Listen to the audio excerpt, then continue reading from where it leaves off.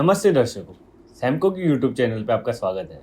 मेरा नाम सीए दिव्यम मोर है और आज इस वीडियो पे हम इंटरआर्क बिल्डिंग प्रोडक्ट्स के आईपीओ के ऊपर चर्चा करेंगे। तो हमें इस आईपीओ को सब्सक्राइब करना चाहिए कि नहीं, जानने के लिए इस वीडियो के अंत तक हमारे साथ बने रहिए। यह आईपीओ 19 अगस्त से 21 अगस्त के बीच ओपन है। यह आईपीओ का फेस वैल्यू ₹10 है। यह आईपीओ की प्राइस बैंड ₹850 से 900 के बीच रखी गई है। यह आईपीओ का टोटल साइज 600.29 करोड़ है, जिसमें से 200 करोड़ फ्रेश इशू है एंड बाकी 400.29 करोड़ ऑफर फॉर सेल है। यह आईपीओ एम्प्लॉयज़ को ₹85 के डिस्काउंट पर मिलेगा।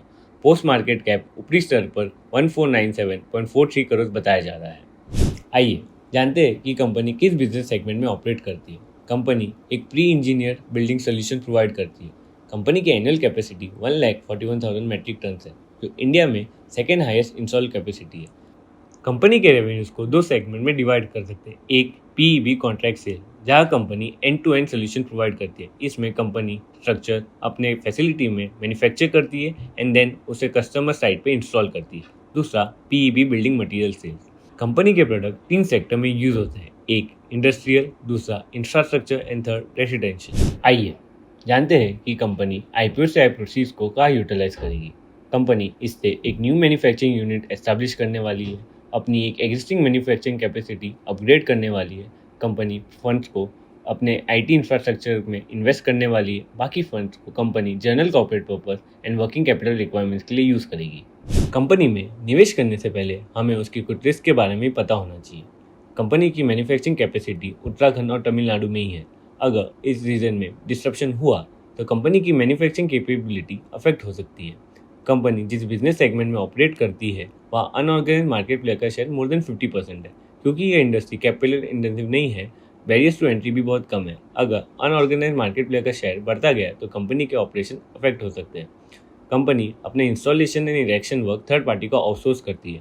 थर्ड पार्टी की इनएफिशिएंसीज और डिले की वजह से कंपनी के ऑपरेशन अफेक्ट हो सकते हैं। आइए कंपनी के फाइनेंशियल के ऊपर थोड़ी चर्चा करते हैं। कंपनी का रेवेन्यू पिछले 2 सालों में 24% CAGR से ग्रो किया है।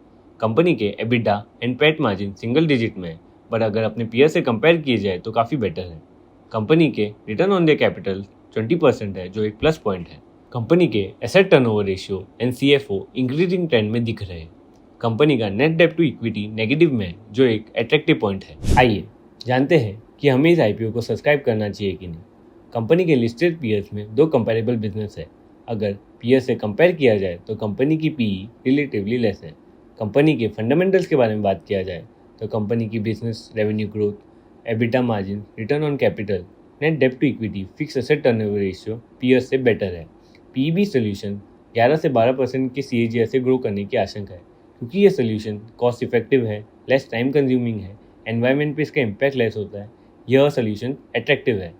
कंपनी के फंडामेंटल्स और बिजनेस ग्रोथ के मद्देनजर हमें इस आईपीओ को लंबे समय के लिए सब्सक्राइब करना चाहिए। यह वीडियो को लाइक, शेयर एंड कमेंट कीजिए और ऐसे और इन्फॉर्मेटिव वीडियो देखने के लिए सैमको के यूट्यूब चैनल को सब्सक्राइब कीजिए। Thank you. Samco trading app, आप ही के ट्रेडिंग का अनदेखा सच। Investments and securities market are subject to market risks. Read all the related documents carefully before investing.